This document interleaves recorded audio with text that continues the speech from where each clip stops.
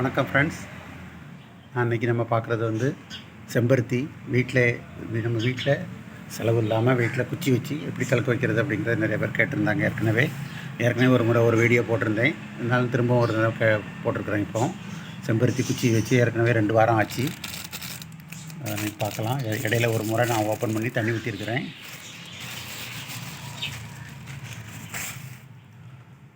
ரெண்டு வாரம் ஆச்சு ஆனது இது.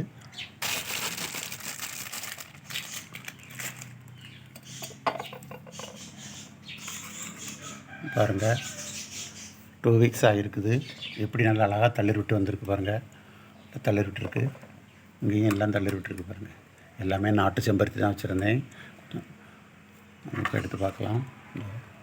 வேர் பாருங்கள், எப்படி வெள்ளையாக வேர் விட்டுருக்கு பாருங்கள். இதில் தான் வேர் வரும். இனி இதுக்கு மேலே வச்சா 2 வீக்ஸுக்கு மேலே வச்சோம்னா இது வந்து இந்த செடி அழுகி போகும், கீழ் பக்கத்தில் அழுகி போகும்.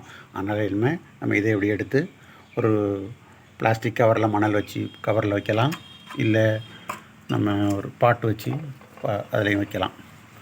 பிளாஸ்டிக் கவரில் மணல் வச்சு அதில் நட்டி திரும்ப நம்ம கொஞ்சம் நிழலில் வைக்கணும். நிழல் பாங்க, வெயில் விடாத இடத்துல வைக்கணும். அதுக்கப்புறம் கொஞ்சம் வளர்ந்த பிறகு திரும்ப பாட்டில் வச்சு வெயிலில் வச்சிடலாம். இதெல்லாம் நல்லா அப்படியே வளர்ந்துடும். இதுலேயும் வேறு பாருங்கள் எப்படி இருக்கு வந்திருக்குன்னு பாருங்கள்.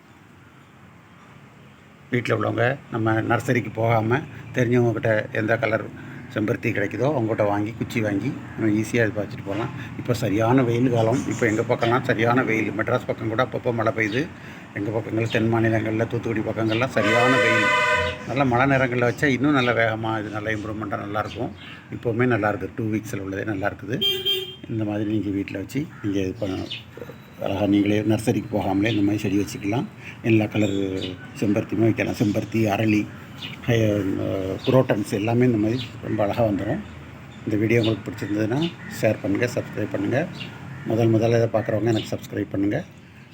வணக்கம், நன்றி. அடுத்த ஒரு வீடியோவில் சந்திப்போம்.